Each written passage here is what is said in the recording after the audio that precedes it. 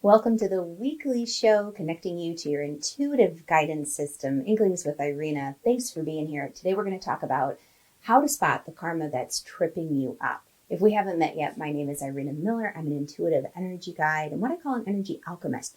It is my joy and guide, and I've been doing it for the last 2 decades, to guide empathic curious seekers to the sacred tools and practices, teaching them how to use them so that they can step into the life they were born to live.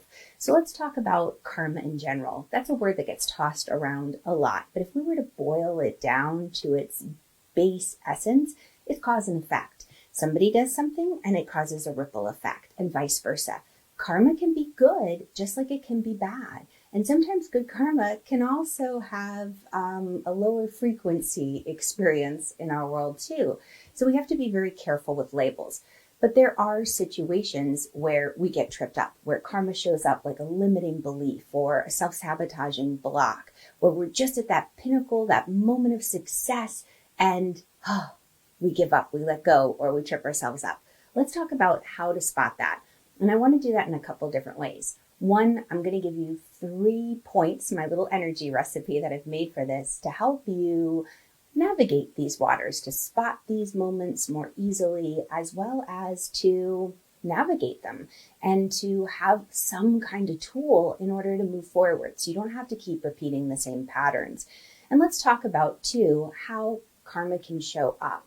Sometimes it's just a well-worn belief and experience that keeps getting played like the broken record over and over and over. So take, for example, I'm just going to paint a little picture here. Most of the people that I work with are incredibly strong and independent, and they have a tendency to do things the hard way. And it's interesting when we take a moment to dig in why that is. Now, some of that's because they love a good challenge. And if it was easy, everybody would be doing it. Or if, you really want to have that sweetness of reward, you have to feel the blood, sweat, and tears. No pain, no gain.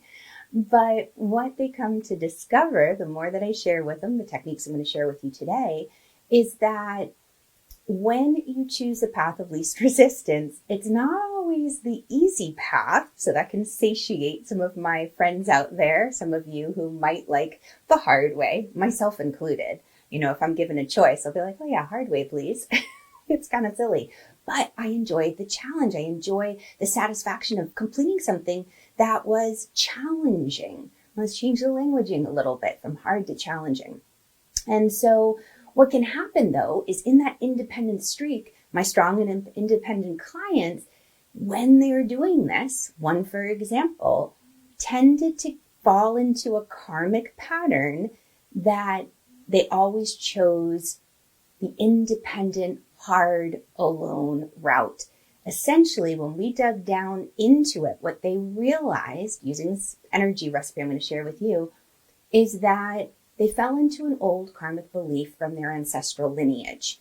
They fell into a pattern of, everybody's going to leave and I'm going to be on my own. So I need to know how to be independent and to figure this out all by myself. They're either going to disappoint me, they're going to up and leave or die, and I'm going to be left high and dry. So as a result, I just have to know how to do everything myself. I can't lean on anybody. There are those old sayings, I can't stand them, where they say, no good deed goes unpunished. Holy cannoli, cancel, clear, delete. All of those things I said, they're not being put into your space. Do a little Reiki there, a little chokeray. Clear that out. But here's the thing. I want to invite you to use this energy recipe called CPR. The first thing in that recipe, the C for the CPR, is challenge. Challenge these thoughts, these feelings, the emotions that come up, the ideas, the beliefs. Challenge them for their veracity, for their truth. Ask yourself, how much of this really belongs to me and how much of it is a pattern that I'm replaying from the past? So for example, one of my clients, she really, fell into this pattern of, I can't lean on my husband.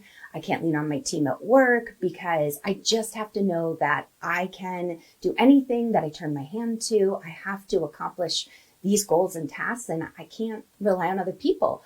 But what ended up happening was it ended up creating a block in a relationship, a wall with her husband. It ended up making it hard for her team to feel like a team. Why isn't she including us? She's doing all the work herself. What we discovered was that in her maternal lineage, a lot of the women, the men died at a very young age. So these women were left with families to raise in a time period when it wasn't very easy for women to be prosperous. We'll put it that way.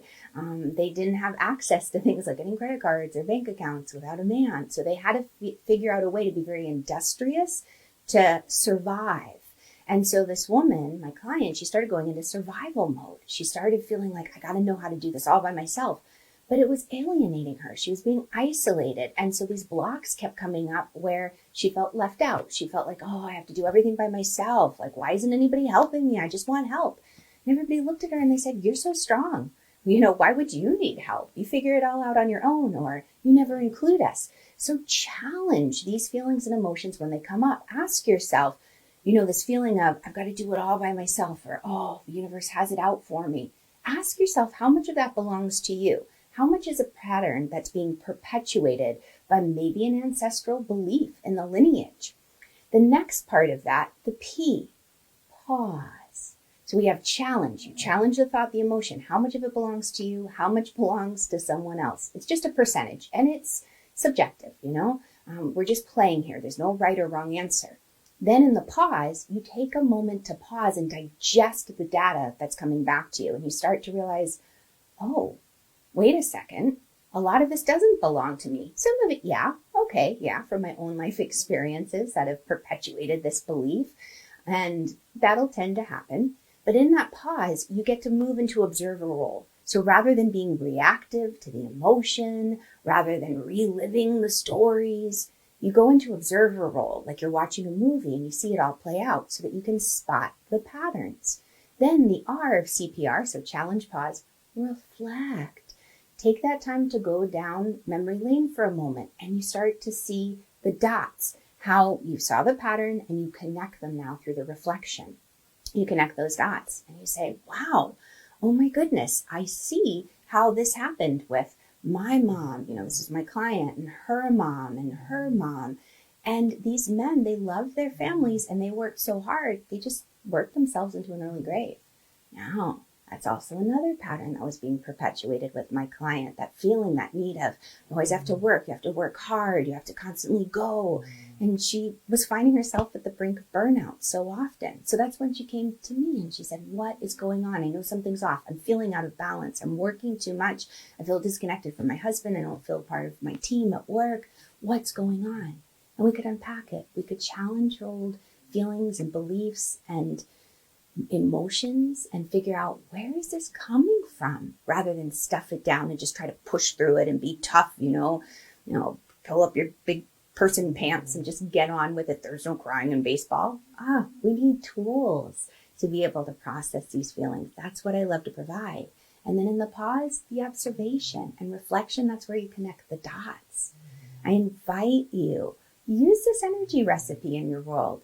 See the karma that's tripping you up. And if it's brought up more questions than answers, then definitely click the link around this video. Let's continue this conversation. Make sure you like this video and subscribe to it so that more of these little inklings and energy tips can come your way. All right, I'll catch you all on the flip side. Bye, guys.